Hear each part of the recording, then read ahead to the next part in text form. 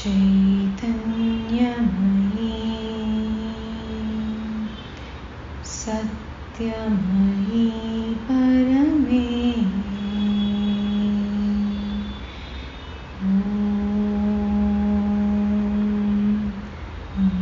Anandamayi चैतन्यमयी सत्यमयी Parme.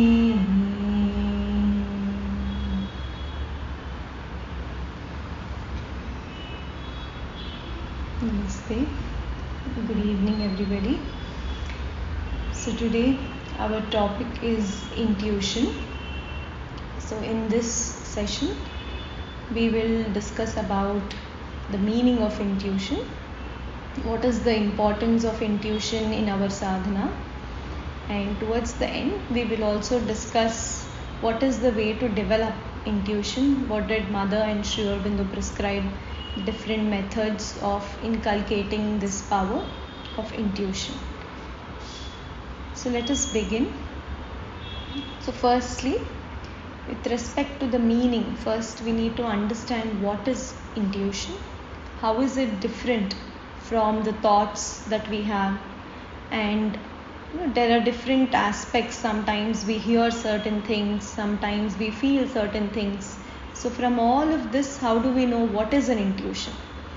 So A.S. Dalal, in his book Our Many Selves, he has explained in a simple way the basic meaning of intuition is the power of understanding things immediately without using our conscious reasoning, which means that when we look around and we are trying to process different things, okay, this is a chair, we can sit on it.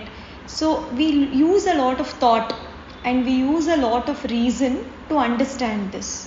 That's how we know that this is a chair.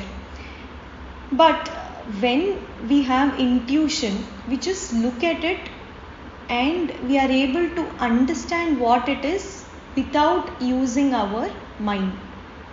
By just becoming one with it, we are able to know what it is actually.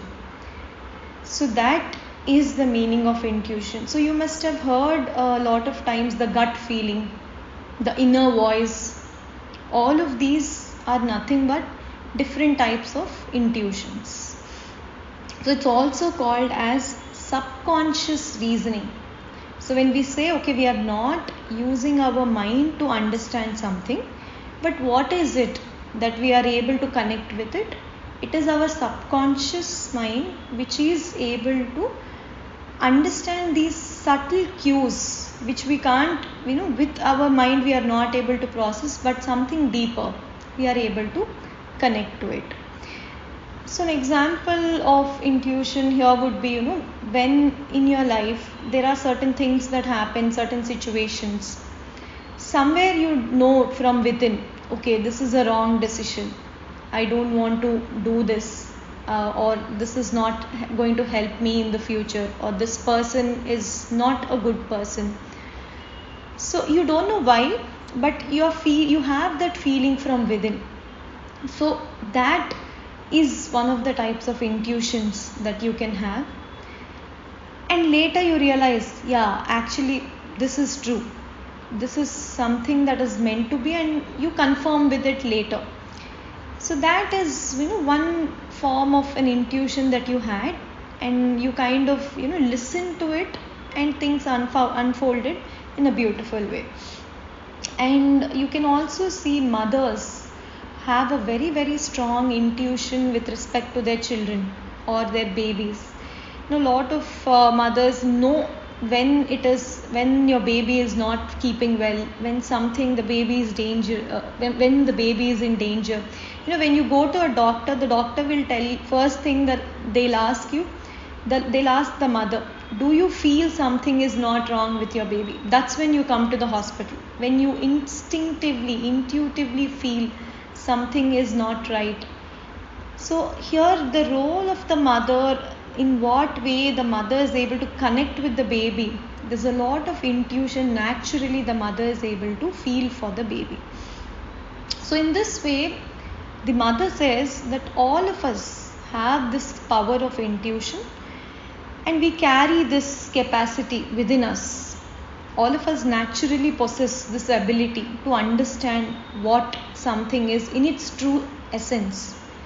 However, what is keeping us from actually using this power is a lot of impurities. So from birth, we are listening to so many things. We develop a lot of attitude, belief towards certain things. We perceive things in a different way. So all of these judgments, all of these, somebody is saying something to you, you take that in and you believe it to be something else. All of these perceptions, confusions, all these impurities kind of block us from using this power of intuition. Also, a lot of times we are not conscious of our own self. So we are not aware of what is going on within us, inside of us. So the mother says, behind these emotions, somewhere deep within our being, almost, at the level of solar plexus, there is a sort of a feeling, something that something that is true. It's almost like you're perceiving your sensations. It's a perception of sensations, and that is intuition. It's a capacity for foresight. Again, here mother gives an example. When something is not right, intuitively from within, you have a feeling that there is an uneasiness. There is a sort of a feeling that this is not right. Now that is coming from your intuition. That is a deeper indication that this is not right. So when one is able to listen to that inner voice, then one is able to, practice this power of intuition and actually able to implement. And the more you listen to it, the more you are able to open to this power of intuition. And mother also says that there are certain urges, indications. Again, this is different from the impulse that we are having. A lot of times, our mind is telling you do this. Our emotions are telling you do this. Now, this intuition is different from these urges and from these kind of vital impulses that we are having, because it is much deeper and a higher instinct, intuition. And the more you are able to observe this power that is there within you, the more you are able to silence your mind. Interestingly, like I said before, intuition is not something that is dependent on your mind, but it goes beyond your mind. The moment you fall silent, that's when there is a scope for you to access your intuition.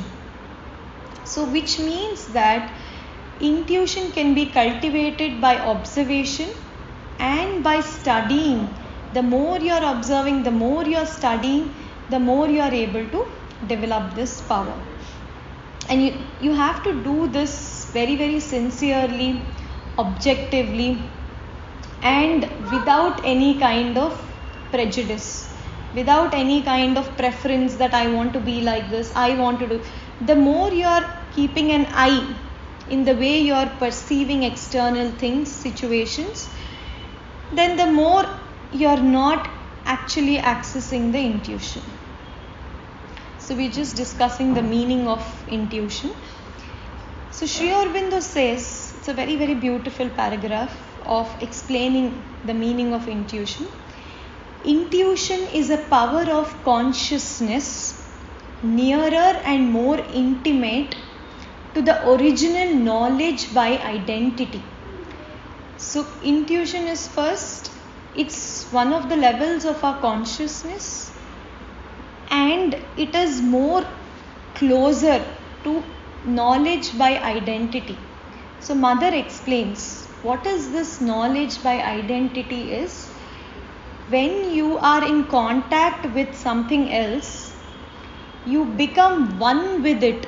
That's when you are able to, understand what is that in its true essence. So that is knowledge by identity. For it is always something that leaps out direct from a concealed identity. It is when the consciousness of the subject meets with the consciousness in the object. So when there is a merging of this consciousness of the subject and the object, that's when you're able to penetrate into that which you are trying to perceive. You're able to see the essence of it. You're able to feel the vibration of the truth, and predominantly the truth that is there within you and in it is the same. So only when you are able to merge and become one with it is when you are able to understand it. And that's when the intuition leaps out like a spark of a lightning flash from the shock of the meeting. So here again, intuition is not something which is coming to you and then you are like confused. Is it this? Is it that? It doesn't happen like that. It's almost like a descent, that you know that this is the truth. There is nothing else beyond it. So it's almost like a flash of light, flash of realization, sudden power of understanding. So intuition is, in that sense, looks into itself and feels directly and intimately the truth or the truths that are there, or so contacts the hidden forces behind the appearances. Then also there is the outbreak of an intuitive light, or again when the consciousness meets the supreme reality or the spiritual reality of things and beings and has a contractual union with it, then the spark, flash or the blaze of intimate truth perception is lit in its depths. So the moment you are able to get in contact with it, then you are able to use that intuition to understand what it is. So then we'll try to understand part by part. So Sri Aurobindo says, the first stages of intuition are very rudimental. So how do we, begin to understand this intuition? What happens as we are, trying to develop it, as we are trying to understand the power of intuition? So the initial stages, you receive certain intimations. You feel that inner voice. So it can be in a positive sense or a negative sense. So positive sense is more like you're receiving a guidance from within. You know that this is what you're supposed to do, and you're turning more and more inward and you're trying to follow it. In a negative sense, it's more like a premonitory message. It's like a warning telling you this is not right, you don't have to do that, this is not helpful. In a lot of times in our day-to-day lives, there are experiences which are not helpful for you, or there are people who you may get them in your dream state. You haven't even met them, but you see them in your dreams, and later in your life you meet with them and you experience this intuition that this person is going to have a meaningful effect in your life. So immediately you connect with that person and form a really good bond. On the other hand, there are some times, immediately you feel a very uncomfortable feeling. You feel that, this person, I don't want to, connect with this person or spend time with this person. And you have seen this person in your dream and you were not comfortable. And, you kind of avoid this person. So that's again, you're following your intuition. Now these intuitions you can have in your dreams, you can have in your meditation, you can also have in your altered state of consciousness. That is when there is a hypnosis which is done, you can also have an intuition during that time. So you can, all these times you can receive intuitions. These are like the basic stages where you can become open. Now a sadhak asks the mother, how does intuition manifest, sweet mother? Like, how do you know this is intuition? So mother says, it is something without any reason, without any analysis, without any deduction. Like when you have to make a decision, what do? Okay, you find out a lot of information, you talk to different people, you understand about it, you are still not sure whether to do this, not lot of confusion. All this is happening because you're using your logic, you're using your mind. If you are able to access the power of intuition without any of these things, without using your brain, you're all of a sudden there is a light in the consciousness that you're accessing, and again it can be somewhere above your head or somewhere from your heart. You can feel it in any of these places, and you feel like this. You are able to experience this knowledge by identity. You are able to become one with it, and there is a direct contact with the thing that is guiding you. So again, there's another aspect also to this intuition which Mother adds. Again, this intuition also itself is not perfect.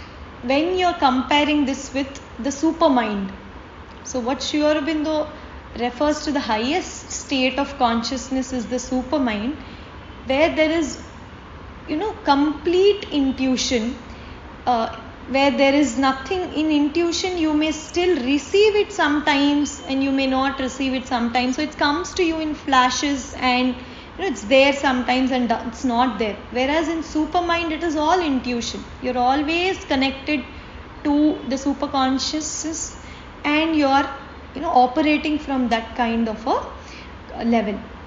So now we'll understand a little bit of thought, intuition and imagination. So when you're trying to use your brain, you're always in contradiction, you're always in confusion. You're using your brain to process, analyze, assess. Whereas intuition is more like a truth sight. Though it may not be the complete truth. Like I said, supermind gives you the complete truth as a whole. Whereas intuition, you still receive a fragmented truth, but it is the truth in itself. So again, understanding a little more of difference between the thought and the intuition. It's more like when you're using your thought, you're walking on a path that is unsteady. Always you're looking down, you're assessing with your eyes, your senses, your perception. Each step you're trying to feel and walking with uncertainty. That's what happens when you're using your mind. Every step you're not sure, you're always calculating, assessing, analyzing. If you're using your intuition, every step you're extremely confident and you are marching with so much, you're leaping, you're not even walking, you're just jumping and you're moving forward. So here, this an example comes to my mind from Anji movie, one of the movies of Chiranjeevi, if you would have seen. So there in the climax, there is a scene where in a temple, Chiranjeevi is supposed to enter the temple. There is no path that is laid between where he is and reaching the Shivalinga. And immediately he closes his eyes and he becomes calm. And this is nothing but here what the director is trying to show is he is connecting to the intuitive power. And with that faith, he just leaps and bounds and then continues, and there's a path that is laid as he's jumping into the place in the space where there is no path. So this is what intuition is. Just with that power we can just go ahead. And sometimes you can have an intuition or a mixed one. You think it is an intuition, but it is not. Again, what is this differentiation? Sometimes the truth can be mixed up also.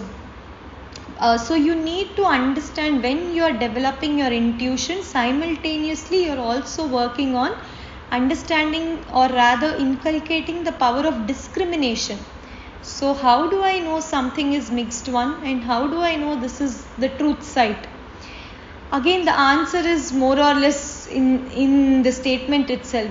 When there is an intuition, it is sure shot. and there is a discrimination or a mixed one, you are still badgering, is it right, is it not? There is still that amount of even slightest doubt or slightest uncertainty. So the true intuition carries in itself its own guarantee of truth. And it is almost verified by the reason or the sense perception afterwards. So sometimes, later you realize, okay, that was an intuition. This is what it's meant to be. And sometimes you're not sure, is this right what I have done? But later, after many months or years also, you experience, okay, this is what it is meant to be. So later also the light chooses to reveal itself to you. But what is it that you can do from your own side is to kind of follow this intuition, understand whether this is an intuition, and follow it with utmost sincerity. Then the higher mental intuition of the human being is an inner visional, not a sense intuition. So here what we are trying to say, when you are using, so even intuition, like I said, it's not the purest. Now why is it not the purest? It's because it's coming through your mind. So when there is mind involved, obviously there is the habit. The mind is always used to kind of distorting it, kind of mixing it with other confusions and all of that. That is a natural tendency of the mind. It's mixed truth and there is some form of error.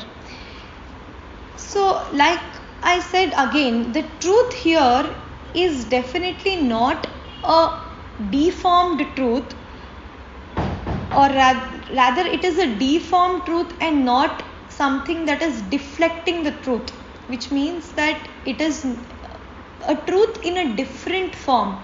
In the supermind, the truth in its whole, complete truth, whereas in intuition, it's coming down in bits and pieces.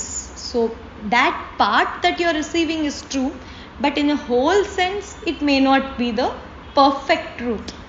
So that's another thing which Sri Aurobindo adds. So again, one of the sadhaks asked, does intuition always make itself known through a voice? So now we may, we would have experienced different times, we have a conscience within. It is telling us this is right, that is wrong. Is that intuition? So here again, Mother says, conscience is developed right from our birth, from the experiences that we have environmentally. Like there are people telling us, ethically, there are societal norms, this is wrong, this is right. So a lot of environmental beliefs, ethical standards, all of this form our conscience.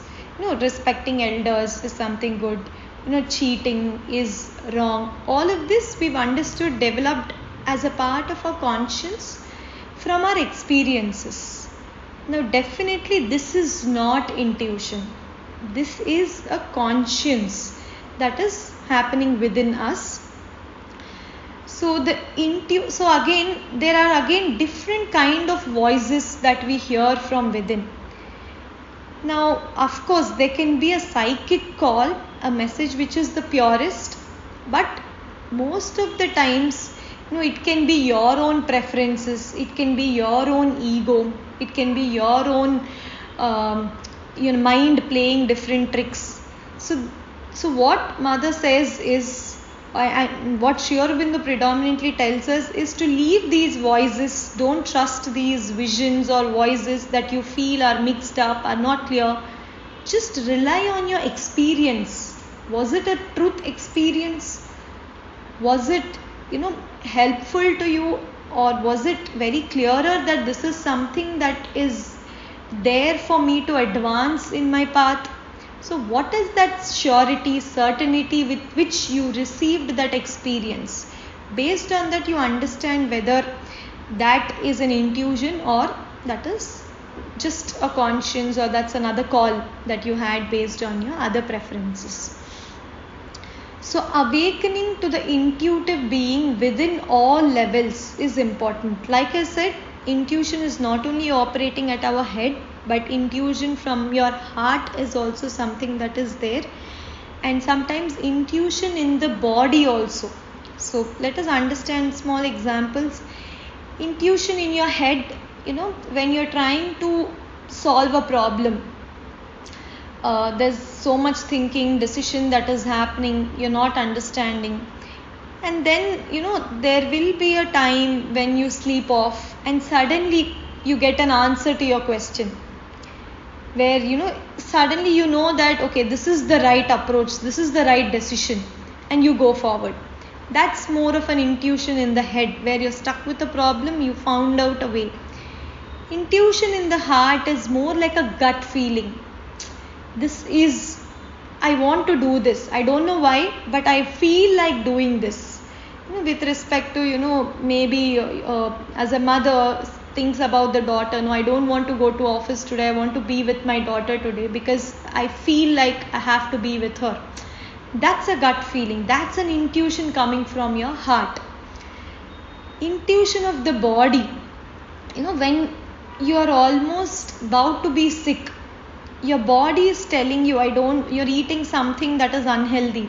Your body is rejecting it. Your body is telling you this is not right. Don't eat this. Somewhere you feel like, okay, I think I don't want to eat this. That is the intuition of your body telling you. So this way, there are intuition at different levels. Wherever there is divine consciousness, there is a possibility of having an intuition. Now, why is this intuition important? One is, intuition will help us in the higher states of consciousness. So there are different levels of mind, which Sri Aurobindo says. There is a higher mind, there is an illumined mind, there is an intuitive mind, overmind, and supermind. So these are the different levels of the mind. With each level, the consciousness is advanced. So intuitive mind is above the illumined mind. And this power of intuition will help you to reach the supermind. So this is something that is extremely important for us. And also we've understood intuition helps us to perceive the real essence of things, the truth of things. And also intuition can help us not to suffer from the limitations of the mind, these confusions, all that. It is above that. So to live in the intuitive, it is necessary first to have the opening into the cosmic consciousness. So as you are developing the power of intuition, what are you doing? You are opening yourself to the cosmic consciousness which knows everything. The source of light, the source of knowledge. You are opening yourself to that abundance of knowledge. So that is the power of intuition. So there is intuitive mind. So like I said, in the different levels of mind, there is intuitive mind. So Sri Aurobindo talks about 4 powers of this intuitive mind. One is revelation. So revelation is more like when one sees an object and knows what it is, just by perceiving that particular thing, you know what it is. You even if you cannot put a name to it, but you still know what it is. So in Sanskrit it is referred to as drishti. Without the need of observation of the object, reasoning, imagination, memory, nothing of these faculties of the intellect you need, but you know what it is just merely by looking at it or even by imagining it. That's drishti. And that is one of the powers of intuitive mind. Second, inspiration. It is when one hears the name of a thing and by itself, without seeing the thing, you know its true nature. So this is Shruti. So our sages, when they were reciting the poems or verses, they just heard the truth and they were reciting it. So that is Shruti. Then there is intuition. That is the reason. So this is the faculty by which true knowledge hidden in the things, without using any of your intellectual faculties, you are understanding what something is, this is more of smriti. You know that this is truth without analyzing, without breaking it, without going through all that process. Then the last power is discernment, which means that judgment. The power which distinguishes the truth and suggests at once the right reasons for being the truth, which means without you know that this is right. That is the judgment, true judgment or discernment that we are understanding. So these are the four viveka. This discernment is also called as viveka. So the thought of the intuitive mind proceeds wholly by these four powers. So when you develop this intuitive mind, you have these four powers. An intuition that suggests its idea, an intuition that discriminates, an inspiration that brings in its word, and something of its greater substance and a revelation that shapes to the sight its very phase and body of reality. So by using all of these four powers, you are able to understand the truth or the essence of the thing. Now, there's also something called ordered intuition. Now, a sadhak asks, what does this ordered intuition? So we have understood what is intuition. Now, ordered intuition is more to do with, there is an intuitive plane that exists. The moment you are constantly connected to this plane, intuition is always, you are able to draw the intuition all the time without any breaks or fragmentations, which happens in the supermind. So that is an ordered intuition where your entire being is transformed and you are constantly connected to the higher truth, where your reason, complete reason is organized. Movement of intuition is always there instead of a spasmodic or uncoordinated moment of the mind that we have. Now we've come to the last part, that is how to develop intuition. So very beautifully Mother gives us different ways of developing. First thing, we need to first reject our own impulses, our own preferences, ideas, our own judgments. Once if you're free from this, then the next step is to silence your mind. The next step is to calm yourself as you are kind of distancing yourself from the mind. You're able to be in a state or a space where you are able to access the power of intuition. So now let me give you an example here. So when I had to make a decision, so to go to a party or not, as simple as that, So there was a lot of confusion. I want to go enjoy, I don't want to go, I want to sleep, take some rest, I want to respect my body. Lot of confusion. So what I did was, there was contradiction here. So first I told myself, I am okay to go or not go. So first I let this confusion, I rested this confusion. I told, I am okay, Mother, I am okay to go, not go. I let this be and I stepped back, where I was able to be calmer. I was able to silence my mind from these thoughts, because I told myself I am okay to do both and I am ready to receive an answer. I am ready to open myself to your force, Mother, just guide me. So once I stepped back, there was silence, and then in that moment, after a while, it's not like immediately, after a certain amount of time, there was a clear answer. You don't have to go. So then very, very happily, I made this decision. I don't have to go and I'm free from this confusion. Very clear answer that this is what is right.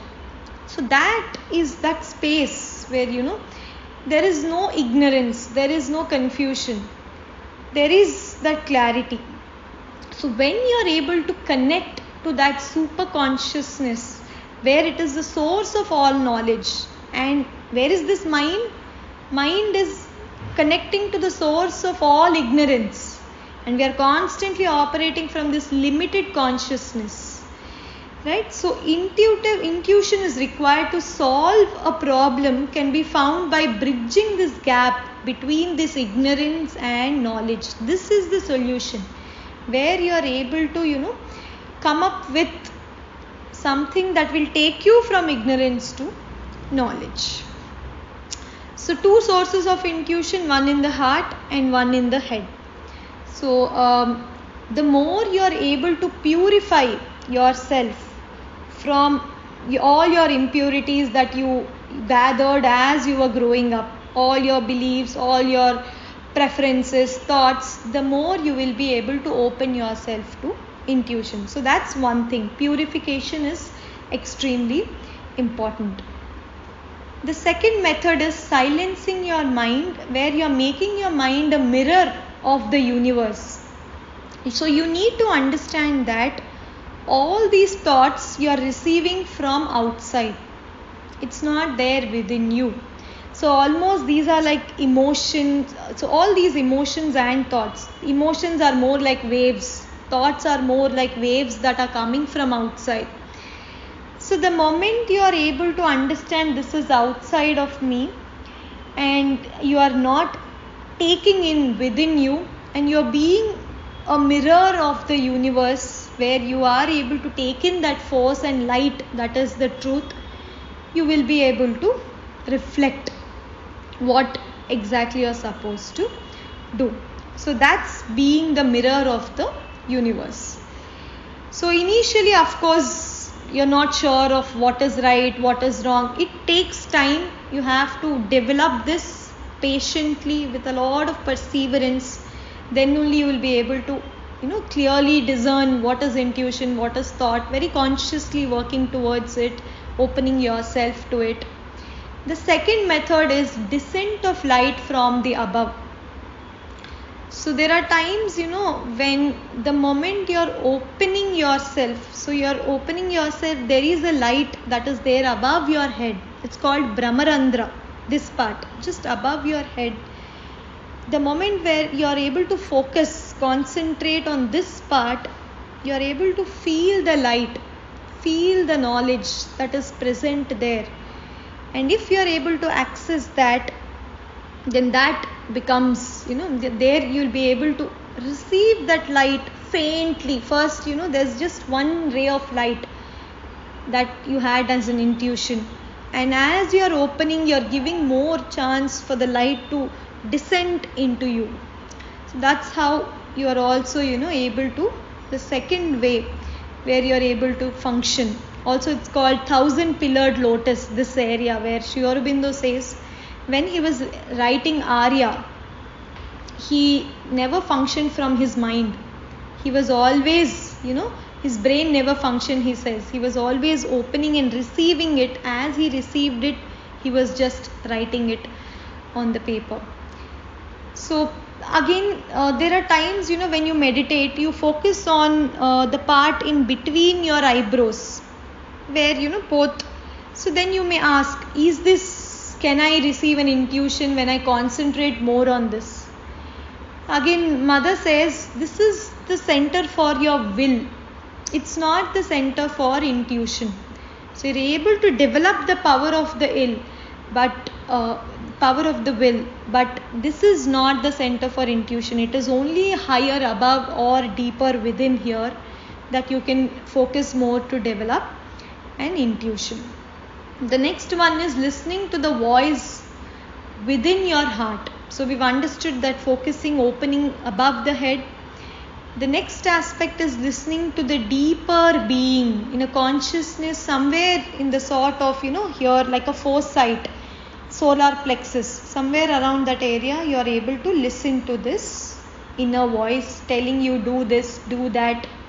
And the more you are listening, the more you are able to develop that, or you're able to follow that pure voice of intuition.